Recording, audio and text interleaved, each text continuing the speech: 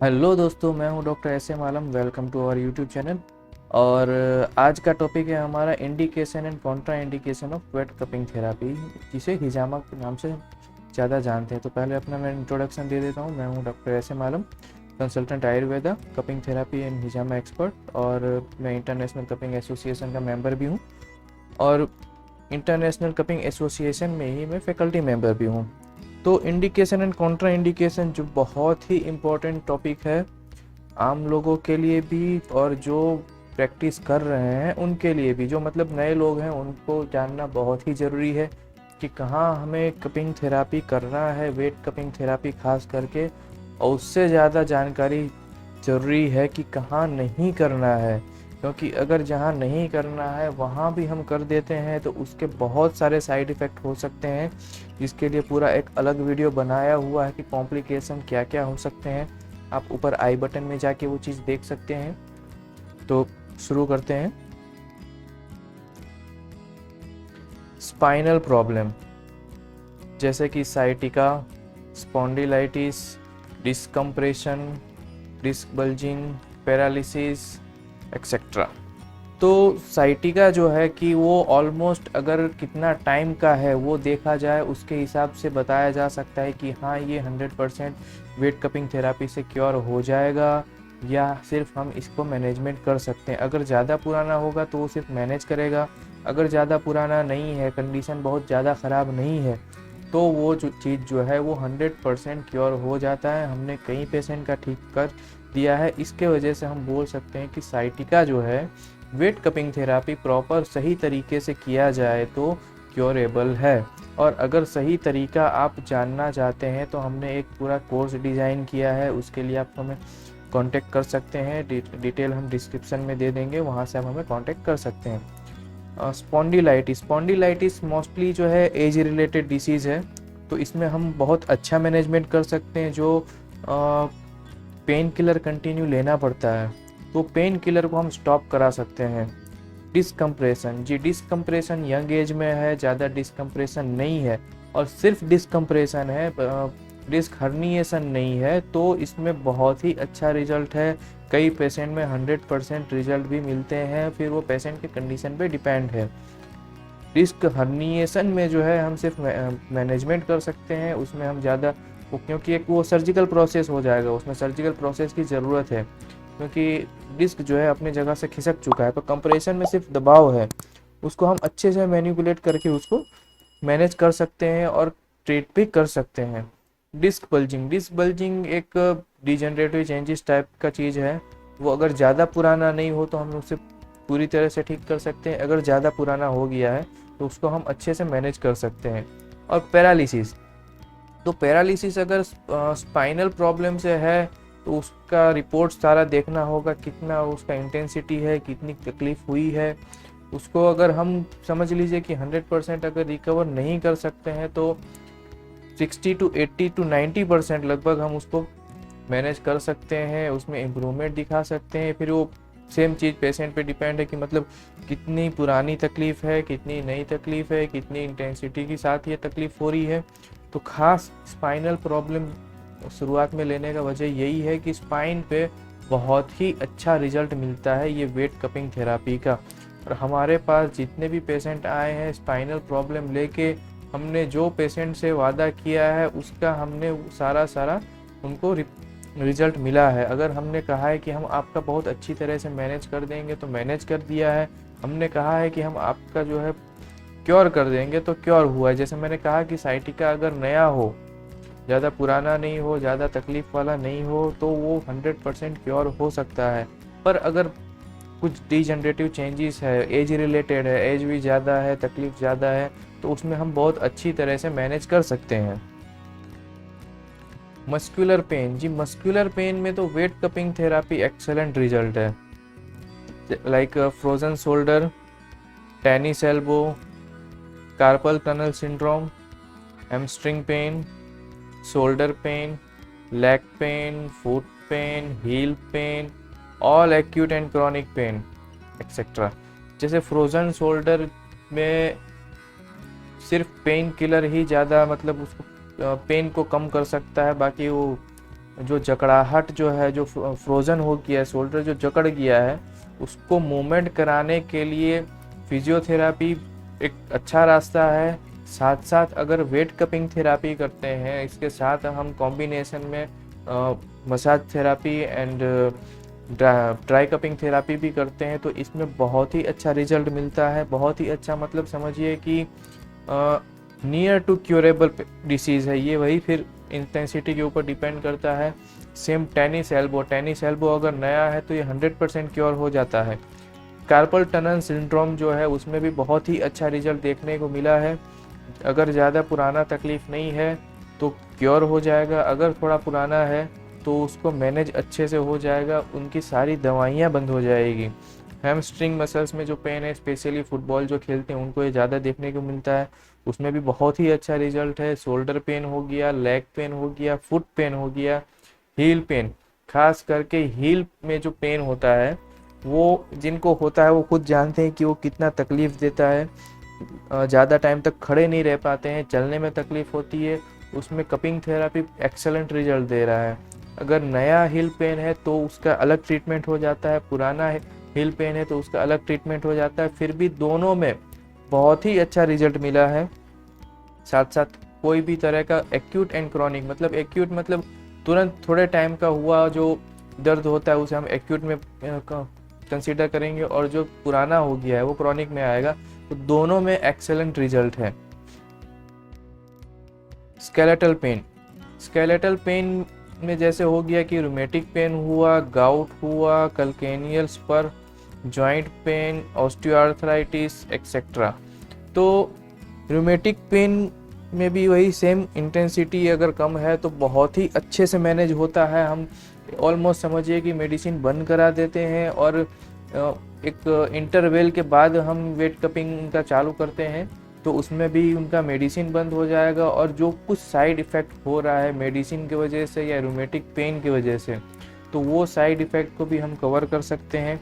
Gout में बहुत अच्छा रिजल्ट है, ऑलमोस्ट 2 या 3 सेशन के बाद उनकी मेडिसिन हम बंद करवा देते हैं और उनको कोई भी तकलीफ़ नहीं होती है। कल्केनियल स्पर, ये भी एक हिल पेन में देखा जाता है कि कल्केनियम स्पर जो है वहाँ पे कल्केनियम बोन के पास जो है एक कांटे जैसा शेप का बोन जो है, हड्डी जो है वो थोड़ा सा बढ़ जाता है। तो ये wet cupping therapy, ice cupping therapy के साथ साथ इसमें कुछ मेडिसिन देते हैं, तो इसमें भी एक्सेलेंट रिजल्ट है। इसके अलावा कोई भी जॉइंट पेन हो, वो क्रॉनिक हो या एक्यूट हो, बहुत ही अच्छा रिजल्ट मिलता है वेट कपिंग थेरापी के साथ। ऑस्टियोआर्थराइटिस, देखिए ऑस्टियोआर्थराइटिस जो हो गया कि उसमें कार्टिलेज जो है घस चुके हैं, और मोस्टली ऑस्टियोआर्थराइटिस जो है ओल्ड एज में देखने को मिलता है, तो वो चीज़ को जो है बहुत अच्छे से मैनेज कर सकते हैं। पर कभी भी ये वादा नहीं करना है या ये एक्सपेक्ट भी नहीं करना है कि 100% ये वेट कपिंग थेरापी से क्योर हो जाएगा। उसका सिर्फ एक ही ऑप्शन रहता है लाइफ टाइम के लिए, अगर आपको कुछ ठीक करना है तो उसमें जॉइंट रिप्लेसमेंट। पर जॉइंट रिप्लेसमेंट जो है कि एक तो बहुत ही महंगा हो जाता है और साथ में सब अफोर्ड नहीं कर पाते हैं, उसके बाद भी थोड़ा ध्यान रखना पड़ता है। तो वो अगर नहीं करवा पा रहे हैं और पेन ज़्यादा हो रहा है और आप पेन किलर लेके परेशान हो गए, पेन किलर ज़्यादा नहीं लेना चाहते हैं, wet cupping is best option. Other option में एक है कि अग्निकर्म। जी हाँ, आयुर्वेदिक डॉक्टर्स एक अग्निकर्म करते हैं। तो मैं खास बताना चाहूँगा कि अगर ओल्ड एज है और पेन बहुत ही ज़्यादा है तो अग्निकर्म करें। अगर एज ज़्यादा नहीं है तो, और अगर आपका वेट भी ज़्यादा नहीं है तो आप अग्निकर्म ना करा के वेट कपिंग थेरापी कराएं, वो ज़्यादा बेहतर रहेगा। स्किन डिसीज़ जैसे urticaria, eczema, allergy, psoriasis, fungal infection, acne pimple, recurrence boil etcetera. तो ऑलमोस्ट स्किन डिसीज़ जो है कि अगर आयुर्वेदिक कंसेप्ट से समझा जाए तो रस धातु एवं रक्त धातु की दृष्टि से होता है। और रस रक्त धातु जो अगर हम मॉडर्न साइंस से कंपैरिजन करते हैं तो हमारा जो ब्लड निकलता है, जो ब्लड है हमारे बॉडी के अंदर जो सर्कुलेशन में जो घूम रहा है, वही रस एंड रक्त धातु दोनों कॉम्बिनेशन में है उसके अंदर।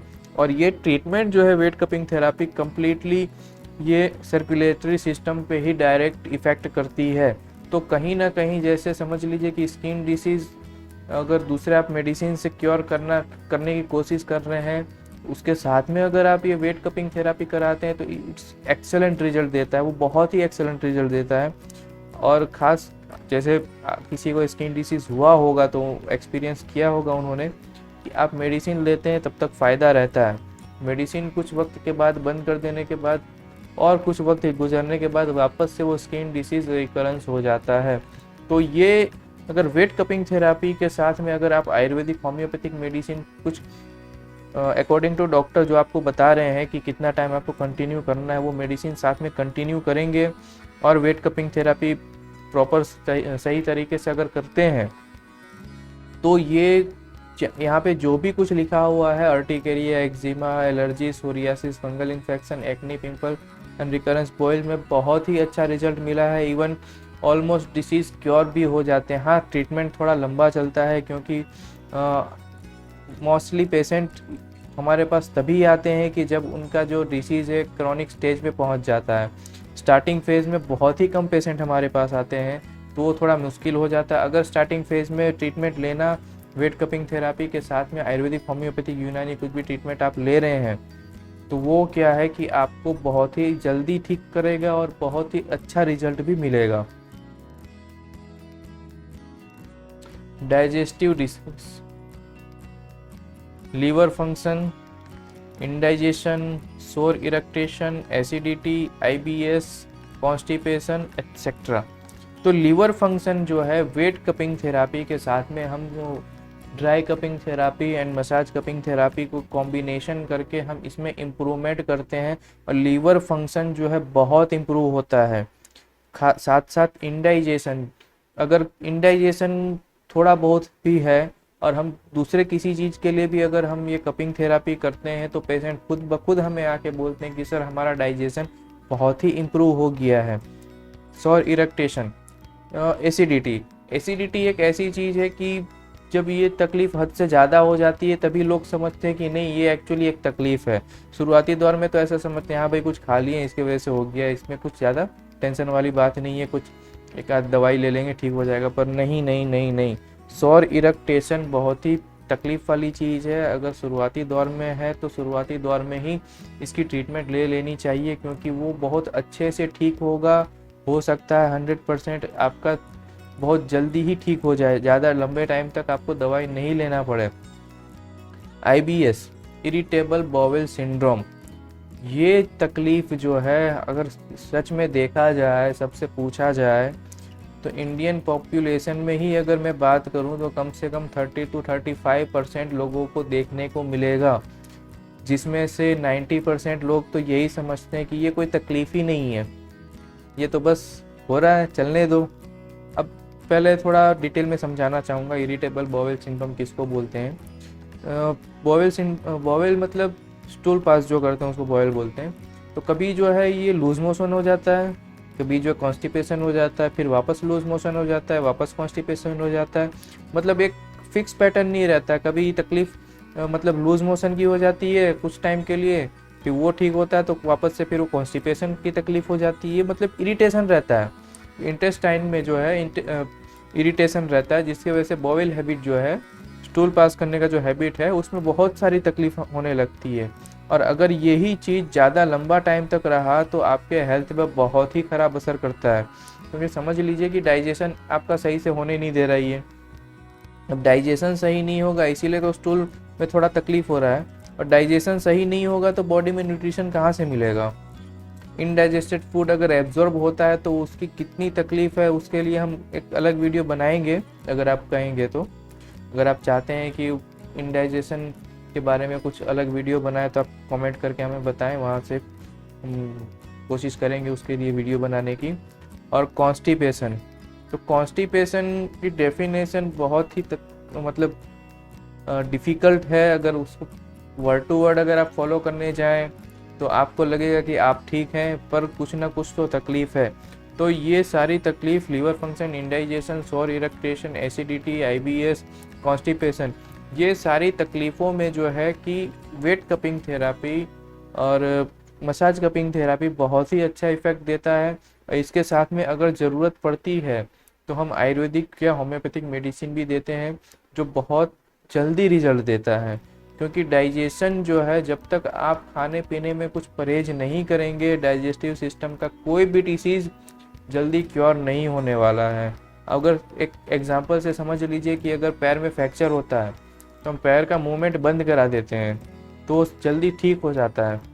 और इसी तरह से अगर डाइजेस्टिव सिस्टम में कुछ तकलीफ है तो हम खाना तो बंद नहीं करा सकते, खाना तो चालू रखना पड़ेगा।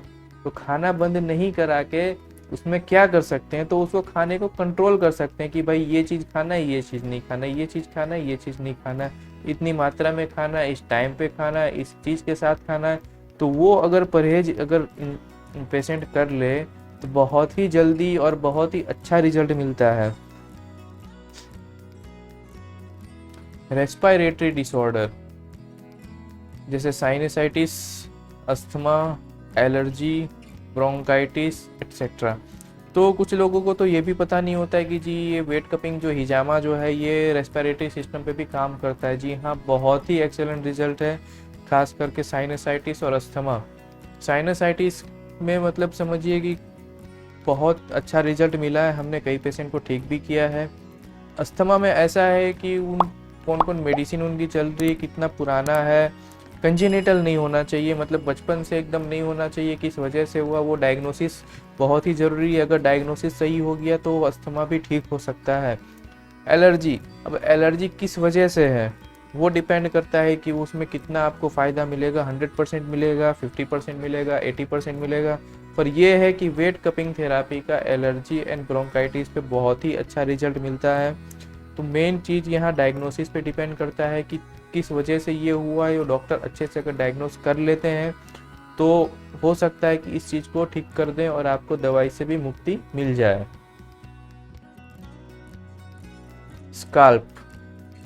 स्काल्प में भी बहुत सारे प्रॉब्लम है। ये एक तरह का कॉस्मेटिक पर्पस हो जाता है, फिर भी बहुत ज़रूरी है। जैसे हेयर फॉल हो रहा है, बाल्डनेस हो रहा है, हेयर थिनिंग है, ग्रेइंग ऑफ हेयर है, क्रैक्ड हेयर है, इचिंग इन स्काल्प एक्सेट्रा। तो यहाँ पे एक बात मैं थोड़ा क्लियर करना चाहूँगा कि जैसे हेयर फॉल और बाल्डनेस दोनों अलग तकलीफ़ है, दोनों को कंबाइन करके मत देखिए। इसके ऊपर भी हम वीडियो बना रहे हैं, वो भी जल्दी आएगा, तो आप चैनल को सब्सक्राइब कर लें तो वीडियो भी आपको जल्द से जल्द मिल जाएगा। तो हेयर फॉल जो है मेल में अलग वजह से होता है, फीमेल में अलग वजह से होता है। सेम चीज़ बाल्डनेस जो है मेल में अलग वजह से होता है, फीमेल में अलग वजह से होता है। और ख़ास करके मेल में अगर बाल्डनेस है और हेरिडिटरी है, मतलब वंश परंपरागत वजह से ये हो रहा है, पिताजी को है, चाचा जी को है, दादाजी को है, या भाई को है, किसी को भी है, तो ये होने की संभावना बहुत बढ़ जाती है। तो ऐसे कंडीशन में क्या है कि हम मैनेज कर सकते हैं, क्योंकि जेनेटिकल चीज़ जो है हम वो चेंज नहीं कर सकते, जीन्स में किसी भी तरह से हम चेंज नहीं कर सकते, पर उसको एक हद तक रोक सकते हैं, उसमें फ़ायदा दे सकते हैं। तो ये बाल्डनेस में खास करके मेल पैटर्न जो बाल्डनेस होता है, स्पेशली हेरिडिटरी, तो उसमें हम बहुत अच्छे से मैनेज करते हैं। हिजामा का बहुत एक्सेलेंट रिजल्ट है। आप हमारे इंस्टाग्राम पे भी कुछ फोटोग्राफ देख सकते हैं, लिंक आपको डिस्क्रिप्शन में मिल जाएगा। अगर हेरिडिटरी प्रॉब्लम नहीं है तो फिर बात ही क्या है, तो मतलब 100% रिजल्ट मिलेगा आपको। Hair fall, hair thinning, greying of hair. अब ग्रेइंग ऑफ हेयर का बता दूं तो ग्रेइंग ऑफ हेयर जो है उसमें कुछ साथ में मेडिसिन लेनी पड़ेगी, क्योंकि ग्रेइंग ऑफ हेयर के बहुत सारे रीजन है, किसी कारण से आपको हुआ है वो देखना पड़ेगा। क्रैक्ड हेयर जो है खास करके अगर बालों की ज़्यादा केयर नहीं की जाए, ऑयलिंग सही से नहीं की जाए, इसके वजह से होता है। इचिंग स्काल्प, ये एक मतलब स्काल्प रीजन पे मैंने लिखा है, पर ये एक स्किन प्रॉब्लम बोल सकते हैं। तो स्किन प्रॉब्लम में तो बट ऑब्वियस बहुत ही अच्छा रिजल्ट मिलता है।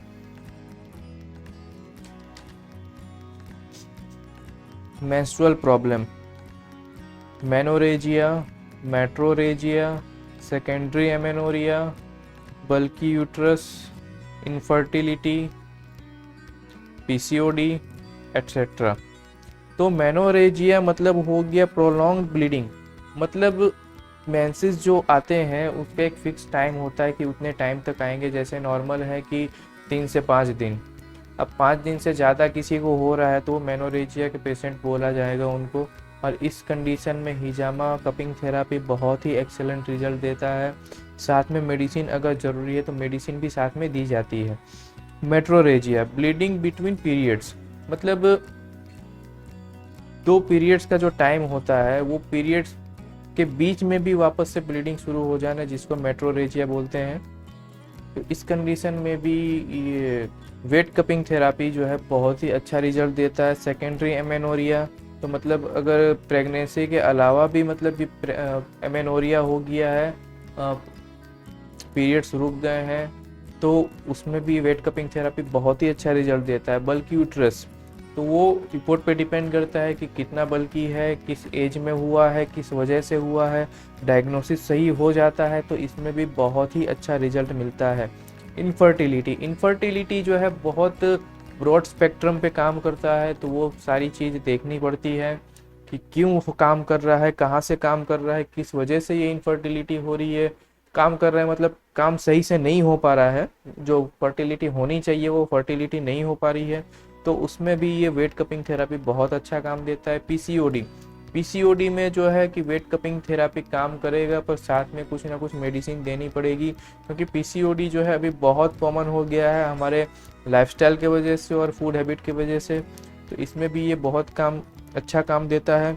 साथ में डिसमेनोरिया, ये ऑलमोस्ट हम समझिए कि 80% फीमेल जो है इंडिया में, उनको लगता है कि ये एक तकलीफ नहीं है डिसमेनोरिया, मतलब पीरियड्स के टाइम पे जो बहुत ज़्यादा दर्द होता है तो वो दर्द को डिसमेनोरिया बोलते हैं। उसका भी बहुत ही अच्छा रिजल्ट मिलता है, ऑलमोस्ट ठीक ही भी हो जाता है कि मतलब पेन होता है पर लोग समझते हैं कि ये बस नॉर्मल है। ये नॉर्मल नहीं है, पेन होना एबनॉर्मल है। पेन होता है एक लिमिट तक होता है, मतलब पता चलता है कि हाँ बस पीरियड्स स्टार्ट होने वाले हैं, उससे ज़्यादा पेन नहीं होना चाहिए। अब कई पेशेंट को तो हमने इतना भी देखा है कि इतना पेन होता है कि वो कुछ मतलब खाना भी नहीं खा सकते हैं, बस बेड पे पड़े रहते हैं। तो ये एक डिसीज कंडीशन है, इसके लिए ट्रीटमेंट ज़रूरी है। तो वेट कपिंग थेरापी इसमें एक्सेलेंट रिजल्ट देता है। साथ में आप गायनेक को भी मतलब कंसल्ट कर सकते हैं, होम्योपैथिक आयुर्वेदिक मेडिसिन ले सकते हैं। Male problem, benign prostate hypertrophy, जो प्रोस्टेट ग्लैंड होता है उसका साइज बढ़ जाता है, जिसके वजह से पेशाब करने में बहुत तकलीफ होती है। मोस्टली ये ओल्ड एज में देखने को मिलता है, पर ओल्ड एज में इतना कॉमन जरूरी नहीं है कि सबको हो, पर इसको भी ठीक किया जा सकता है अगर इसको सही से मैनेज किया जाए, डायग्नोसिस सही हो जाए टाइम पे, तो इसको अच्छे से मैनेज किया जा सकता है। कि एक तरह से समझिए कि इसको ठीक भी किया जा सकता है। Loss of libido, sexual power जो है वो मतलब इच्छा जो है कम हो जाती है, उसको भी इम्प्रूव किया जा सकता है वेट कपिंग थेरापी से।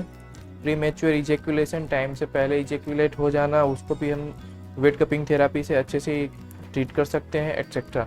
मतलब मेल प्रॉब्लम में ऑलमोस्ट समझिए कि यही मेन 3 तकलीफ़ें होती हैं। इसको बहुत ही अच्छे से मैनेज किया जा सकता है, इसमें कुछ भी तकलीफ हो, बस एक डायग्नोसिस सही होना चाहिए और ट्रीटमेंट सही होना चाहिए। ट्रीटमेंट सही होगा तो आपको 100% रिजल्ट मिलेगा। वेट कपिंग थेरापी से इसमें बहुत ही एक्सेलेंट रिजल्ट देखने को मिला है। हमने कई पेशेंट को अच्छे किए हैं और उनको बहुत सेटिस्फैक्ट्री रिजल्ट मिला है, और वो खुद दूसरे पेशेंट को रिकमेंड करते हैं। तो हम भी आपको रिकमेंड करेंगे कि इस चीज़ के लिए आप वेट कपिंग थेरापी करवाएं। सेम जैसे पहले बताया कि मेंस्ट्रुअल प्रॉब्लम जो भी है उसमें बहुत ही अच्छा रिजल्ट मिलता है वेट कपिंग थेरापी का, तो उसमें भी आप वेट कपिंग थेरापी ले सकते हैं।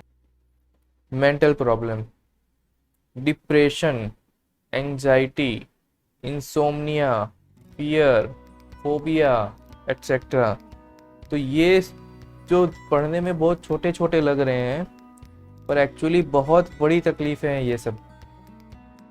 हम पेशेंट को खुद पता नहीं होता है कि वो डिप्रेशन में, अभी इतना अच्छा है कि मतलब लोग कुछ एक्सेप्ट करते हैं कि हाँ भाई मैं डिप्रेशन में हूँ, मैं एंजाइटी में हूँ, मुझे तकलीफ है, मुझे साइकियाट्रिक डॉक्टर के पास जाना चाहिए।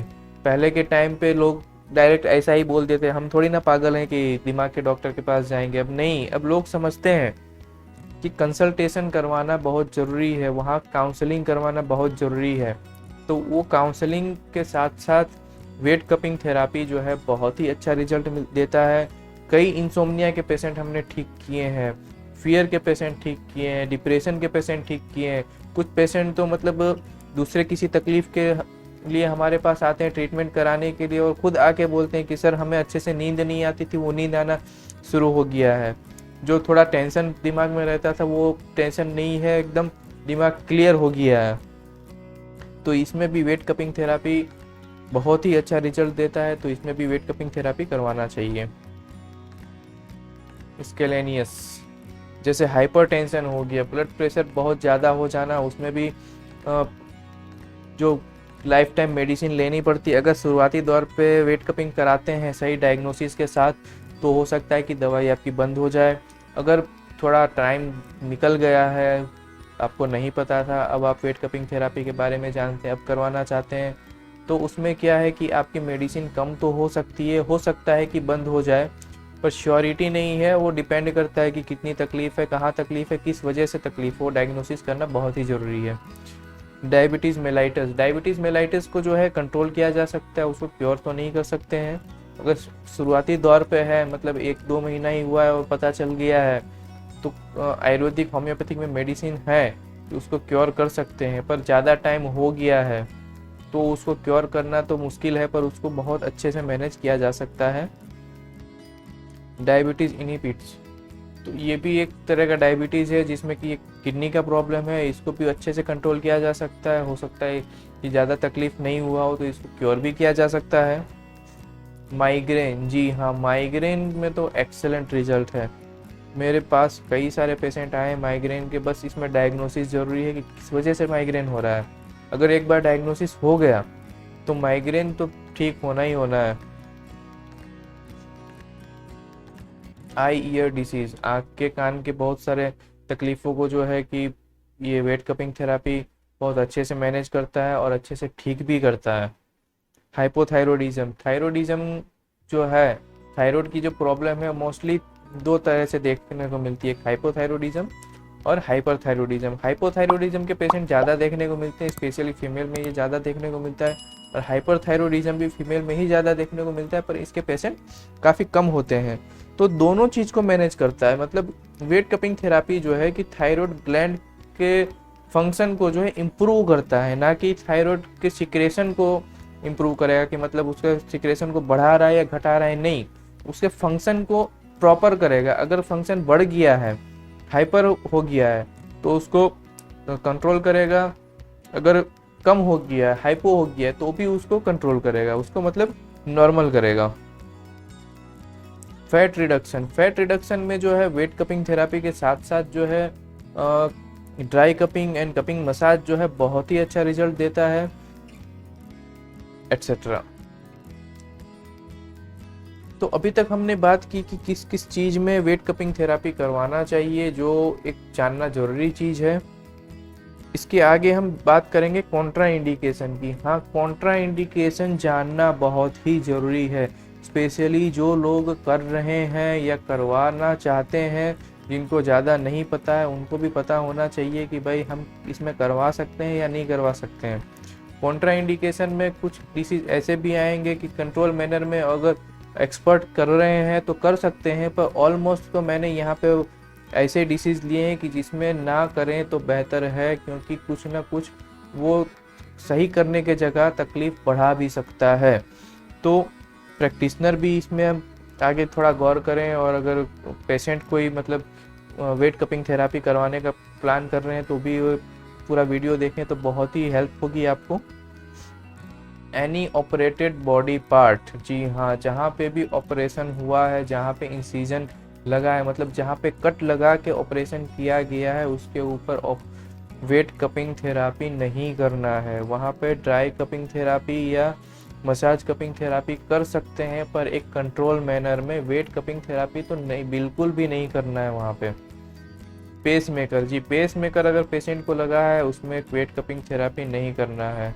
उसमें ड्राई कपिंग कंट्रोल मैनर में एंड मसाज कपिंग कर सकते हैं, पर वेट कपिंग थेरापी भूल कर भी नहीं करना है, क्योंकि पेस मेकर है बट ऑब्वियस उनको कार्डियक कुछ ना कुछ मेडिसिन चल रही होगी, उसमें हो सकता है कि ब्लड थिनिंग मेडिसिन भी हो, फिर भी ना करें तो ज़्यादा बेहतर है। कुछ एक्सपर्ट हैं तो वो कार्डियक रीजन से दूर, जैसे हाथ हो गया, पैर हो गया, इस जगह पे अगर करते हैं तो ठीक है, वरना वेट कपिंग थेरापी ना करें। कार्डियक स्टेंट, जिनको स्टेंट लगाया हुआ है कार्डियक, उनमें भी ये नहीं करना है, क्योंकि स्टेंट लगाया है तो 100% ब्लड थिनिंग मेडिसिन चालू ही होगी, तो उसको हम कंट्रोल नहीं कर पाएंगे, क्योंकि वो ब्लीडिंग बहुत ज़्यादा हो जाएगा। वहाँ पे जो स्टेसिस निकलना चाहिए, स्टेसिस के साथ साथ फ्रेश ब्लड भी निकल जाएगा, तो वो नहीं करना है। Coronary bypass same operated body है, बाईपास के आसपास तो ठीक है, मैं तो कहूँगा कि पूरे बॉडी में वेट कपिंग थेरापी नहीं करना है कोरोनरी बाईपास पेशेंट में। एंजाइना, कार्डियक पेन रहता है, ज़्यादा पेन होगा तो सीधी सी बात है आपके पास तो नहीं आएंगे। अगर थोड़ा थोड़ा भी पेन होता है उनको नहीं करना है। कार्डियक किसी भी तकलीफ में, सीवियर प्रॉब्लम में कभी भी भूल से भी वेट कपिंग थेरापी ना ही करना है, ना ही करवाना है। हाई ग्रेड फीवर, फीवर जो कंडीशन है वो ऑलरेडी एक तो वीकनेस रहता है पेशेंट को, उसमें भी अगर आप ब्लड लेटिंग थेरापी कर रहे हैं, जिसे रक्त मोक्षण बोल रहे हैं, वेट कपिंग थेरापी कर रहे हैं, तो वो फीवर को जो है और बढ़ा देता है। कई सारी इसमें कॉम्प्लिकेशन है, इसलिए हाई ग्रेड फीवर में कभी भी नहीं करना है। लो ग्रेड फीवर में भी टेम्परेचर नॉर्मल के नज़दीक हो तभी करना है, वो अगर क्रॉनिक हो गया है तब करना है। एक्यूट में तो एक्यूट फीवर में कभी भी वेट कपिंग थेरापी नहीं करना है। नोजिया, अगर पेशेंट आपके पास आ रहा है बट ऑब्वियस उसको पहले से अगर नोजिया फील कर रहा है तो उसको नहीं करना है, क्योंकि अगर आपने हमारा वीडियो देखा होगा complication of wet cupping therapy जी, बहुत सारे कॉम्प्लिकेशन होते हैं, ऐसा नहीं है कि कॉम्प्लिकेशन नहीं होता है। सही तरीके से अगर नहीं किया जाए तो बहुत सारी कॉम्प्लिकेशन हो सकती हैं। वो आप आई बटन में आपको वो वीडियो का लिंक मिल जाएगा, वहाँ जाके आप देख सकते हैं। तो नोजिया भी एक कॉम्प्लिकेशन ही है अगर सही तरीके से नहीं किया जाए। अगर पेशेंट को नोजिया है उसमें भी आप वेट कपिंग थेरापी करते हैं या करवाते हैं तो नोजिया बढ़ के वो डायरेक्ट वोमिटिंग हो जाएगा, बहुत सारी तकलीफ कर सकता है ये चीज़। इसलिए नोजिया के पेशेंट में वेट कपिंग थेरापी कभी भी नहीं करना है। वोमिटिंग अभी थोड़े टाइम में हुआ है या मतलब थोड़े दिन में हुआ है तो भी वेट कपिंग थेरापी नहीं करना है। हाइपोग्लाइसेमिया, हाइपोग्लाइसेमिक पेशेंट में, मतलब हाइपोग्लाइसेमिया का मतलब होता है कि बॉडी में जो है शुगर लेवल कम हो जाए, तो शुगर लेवल कम हो जाए इस कंडीशन में कभी भी वेट कपिंग थेरापी नहीं करना है। ये भी एक कॉम्प्लिकेशन है और कॉन्ट्रा इंडिकेशन भी है, तो ऐसे कंडीशन में कभी भी वेट कपिंग थेरापी नहीं करना है।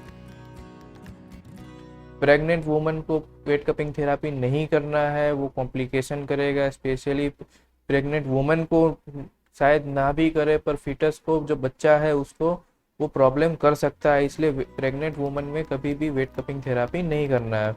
नर्सिंग मदर, जो फीमेल जो है बच्चे को फीडिंग कराती हैं, उनको भी वेट कपिंग थेरापी नहीं करना है।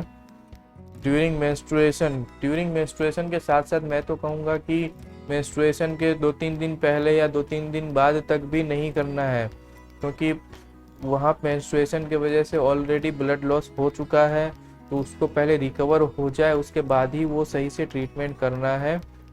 ये बहुत ही खास ज़रूरी चीज़ है। ड्यूरिंग मेंस्ट्रुएशन तो भूल के भी नहीं करना है, बहुत सारी कॉम्प्लिकेशन हो सकते हैं इसके अंदर। टेंडेंसी ऑफ फेंट, कुछ लोगों की टेंडेंसी होती है कि मतलब अगर ब्लड देख लिए तो भी मतलब चक्कर आने लगता है, कुछ ऐसा न्यूज़ सुन लिए तो चक्कर आने लगता है, बेहोश हो जाते हैं, ब्लड देख के बेहोश हो जाते हैं, ब्लड के स्मेल से बेहोश हो जाते हैं। ऐसे पेशेंट में नहीं करना है। तो ये मोस्टली पेशेंट तो बहुत बार बोलते नहीं है, हमें पूछना पड़ेगा खास करके। फिर भी अगर नहीं बताते हैं तो जैसे मैंने बताया है कि पहले ट्रीटमेंट के पहले जो इन्वेस्टिगेशन करवाते हैं, तो इन्वेस्टिगेशन में BTCT होता है, तो वो फिंगर टिप से ब्लड निकालते हैं, तो वहाँ पेशेंट देखता है, वहीं पता चल जाता है कि पेशेंट अगर टेंडेंसी है फेंट का तो उस टाइम पे पता चल जाएगा, तो उनको फिर वेट कपिंग थेरापी नहीं करना है। हीमोफोबिया, वही चीज़ हुआ कि खून देख के जो डर लगने लगता है, वैसे पेशेंट में नहीं करना है। ब्लैकआउट एपिलेप्सी के पेशेंट में भी नहीं करना है। एपिलेप्सी के पेशेंट में बहुत ही एक्सपीरियंस पर्सन के पास अगर एक्सपीरियंस है सारी इमरजेंसी फैसिलिटी है और डॉक्टर है तो ही करना है, क्योंकि एपिलेप्सी जो है बहुत ही कॉम्प्लिकेटेड और तकलीफ दे कंडीशन है। इसमें कभी भी वेट कपिंग थेरापी नहीं करना है। ओपन वुंड, खुला घाव जो है उस पर भी कभी वेट कपिंग थेरापी नहीं करना है। ओपन इंजरी जो है उसके ऊपर नहीं करना है। ऑन और नियर मेटल इम्प्लांट, जहाँ फ्रैक्चर में कभी भी मतलब अगर मेटल इम्प्लांट लगाया गया है तो उसके पास में भी नहीं करना है और उसके ऊपर भी नहीं करना है। दूर में कर सकते हैं पर कंट्रोल मैनर में करना है। एक्सपर्ट करें वो ज़्यादा बेहतर है। ऑन और नियर फ्रैक्चर, कभी फ्रैक्चर नज़दीक का है या दूर का भी है तो उसमें कुछ कॉम्प्लिकेशन हुआ है तो उसके ऊपर या पास में नहीं करना है, दूर करना है। लो और हाई ब्लड टेम्परेचर पे नहीं करना है। जैसे मैंने बताया कि हाई ग्रेड फीवर जो वही हो गया कि हाई बॉडी टेम्परेचर, सेम चीज़ लो बॉडी टेम्परेचर अगर है तो भी नहीं करना है। लो और हाई ब्लड प्रेशर ज़्यादा हो गया है या कम हो गया है, ऐसे कंडीशन में नहीं करना है। लो और हाई ब्लड शुगर, जी हाँ, ब्लड शुगर अगर बहुत ज़्यादा है तो भी नहीं करना है, कम है तो भी नहीं करना है। जैसे आगे आ गया हाइपोग्लाइसेमिया, तो वही वो लो ब्लड शुगर का कंडीशन है, वैसे कंडीशन में वेट कपिंग थेरापी नहीं करना है। और हाई ब्लड शुगर जो है डायबिटिक पेशेंट में तो होगा ही, पर 200 के ऊपर अगर है तो नहीं करना है। 200 के अंडर होगा तभी करना है, क्योंकि अगर 200 से ऊपर है तो वुंड हीलिंग में प्रॉब्लम करता है, इसलिए पेशेंट में हमें वेट कपिंग थेरापी नहीं करना है। ड्राई कपिंग थेरापी कर सकते हैं, वो भी एक कंट्रोल मैनर में करना है, और वेट कपिंग थेरापी तो बिल्कुल नहीं करना है। लो और हाई हार्ट बीट जो है बहुत ज़्यादा हो गया है या बहुत कम हो गया है, ऐसे कंडीशन में नहीं करना है, क्योंकि दोनों एबनॉर्मल कंडीशन है और किस वजह से हुआ वो डायग्नोस करना जरूरी है। तो दोनों में वेट कपिंग थेरापी नहीं करना है। ऑन ब्लड थिनिंग मेडिसिन, कोई पेशेंट खास करके कार्डियक पेशेंट जो है ब्लड थिनिंग मेडिसिन पे रहते हैं, उनको ब्लड थिनिंग मेडिसिन दी जाती है, क्योंकि हार्ट में जो है कुछ ना कुछ कहीं ना कहीं ब्लड सप्लाई सही से नहीं होता है, इसके वजह से वहाँ पे ब्लड थिनिंग मेडिसिन दी जाती है तो सप्लाई सही से होता है। तो ऐसे पेशेंट में अगर वेट कपिंग थेरापी करते हैं तो ज़रूरत से ज़्यादा ही ब्लड लॉस हो जाता है और फ्रेश ब्लड भी बाहर निकलने लगता है। तो हमें फ्रेश ब्लड तो बाहर निकालना नहीं है, इसलिए जो ब्लड थिनिंग मेडिसिन पे हैं उनका मेडिसिन अगर कंट्रोल कर सकते हैं, एक आध दिन के लिए बंद करा सकते हैं तो ही करना है, और बंद करवाने के बाद भी कंट्रोल मैनर में ही वेट कपिंग थेरापी करना। अगर कंट्रोल मैनर में नहीं करते हैं तो बहुत सारी कॉम्प्लिकेशन होने के चांस है यहाँ। Contraindication, on kidney dialysis patient, HIV positive and hepatitis B, ये पेशेंट में भी कभी भी नहीं करना है। HIV पॉजिटिव पेशेंट ऑलमोस्ट सबको पता नहीं होता है, पर कुछ सिम्टम्स हैं, डॉक्टर्स को पता होता है कि ये सिम्टम में ये HIV पॉजिटिव की पॉसिबिलिटी है। HIV पॉजिटिव पेशेंट में हेपेटाइटिस बी या हेपेटाइटिस सी कुछ भी हो, उसमें आपको वेट कपिंग थेरापी नहीं करना है। तो किडनी डायलिसिस पेशेंट में तो भूल से भी नहीं करना है। जी हाँ, ये 3 कंडीशन बहुत ही इम्पोर्टेंट है, इसमें आपको कभी भी वेट कपिंग थेरापी नहीं करना है। हेपेटाइटिस सी पॉजिटिव जैसे मैंने अभी आगे बताया आपको, उसमें नहीं करना है। ल्यूकेमिया में भी नहीं करना है। ल्यूकोडर्मा में भी नहीं करना है। जी हाँ, ल्यूकोडर्मा स्किन डिसीज है, पर हो सकता है कि वेट कपिंग थेरापी करवाने के बाद तकलीफ बढ़ जाए, इसलिए ल्यूकोडर्मा में भी हम मना करेंगे कि वेट कपिंग थेरापी नहीं करना है। किलोइड टेंडेंसी है, ये पेशेंट ऑलमोस्ट आपको बता देते हैं या आप पूछेंगे तो भी पता चल जाएगा। तो किलोइड टेंडेंसी में क्या होता है कि हम जो इंसिजन लगाते हैं वहाँ पे किलोइड होने का चांस बढ़ जाता है, तो हमें ऐसे पेशेंट का कंडीशन ख़राब नहीं करना है, क्योंकि हम एक कट नहीं कर रहे हैं, हम बहुत सारे कट कर रहे हैं। तो अगर एक्सपर्ट हैं तो उनको पता होगा कि वो निडल से अगर करते हैं तो केलॉइड नहीं होगा, तो अच्छी बात है, कर सकते हैं। एक रिस्क जैसा रहता है कि एक कप लगा के पहले आप चेक कर रहे हैं कि उनको केलॉइड बन रहा है कि नहीं लैंसेट से, अगर वो उसी जगह आपने कट कर दिया तो वो कट में केलॉइड बनने का 100% चांस है। तो उस कंडीशन में हमें वेट कपिंग थेरापी नहीं करना है। एनीमिक पेशेंट में भी नहीं करना है, क्योंकि हम स्टेसिस ऑफ ब्लड तो निकाल रहे हैं पर साथ में उसमें haemoglobin and red blood cell भी निकलता है, तो वो एनीमिया कंडीशन बढ़ जाएगा, इसलिए एनीमिक पेशेंट में कभी भी नहीं करना है। चाइल्ड बिलो 7 ईयर, 7 साल से छोटे बच्चे में wet cupping therapy contraindicated है, मतलब भूल से भी नहीं करना है। ये सारा कुछ हमने आपको बताया, इंडिकेशन एंड कॉन्ट्रा इंडिकेशन, किस में करना है किस में नहीं करना है। किस में करना है वो तो इम्पोर्टेंट है ही, उससे ज़्यादा इम्पोर्टेंट है किस किस चीज़ में वेट कपिंग थेरापी नहीं करना है। इसमें दूसरी कपिंग थेरापी कर सकते हैं, जैसे बच्चे का जैसे बताया गया कि 7 साल से छोटे बच्चे में नहीं करना है, तो उसमें ड्राई कपिंग थेरापी या कपिंग मसाज कर सकते हैं, पर वो कंट्रोल मैनर में होना चाहिए। बच्चे की क्या तकलीफ है और डायग्नोसिस सही होना चाहिए, उसके हिसाब से वो कंट्रोल कर सकते हैं। इसके अलावा भी अगर आप कुछ पूछना चाहते हैं, कोई भी क्वेश्चन हो आपके दिमाग में, आप कमेंट कर सकते हैं, आप हमें कांटेक्ट कर सकते हैं। डिस्क्रिप्शन में आपको वहाँ से पूरा कांटेक्ट मिल जाएगा। कुछ भी पूछना हो कपिंग थेरापी के बारे में, मैं आयुर्वेदिक डॉक्टर हूँ, आयुर्वेदिक के बारे में कुछ जानना चाहते हो, कपिंग थेरापी के टाइप्स के बारे में जानना चाहते हो, आप हमें कांटेक्ट कर सकते हैं।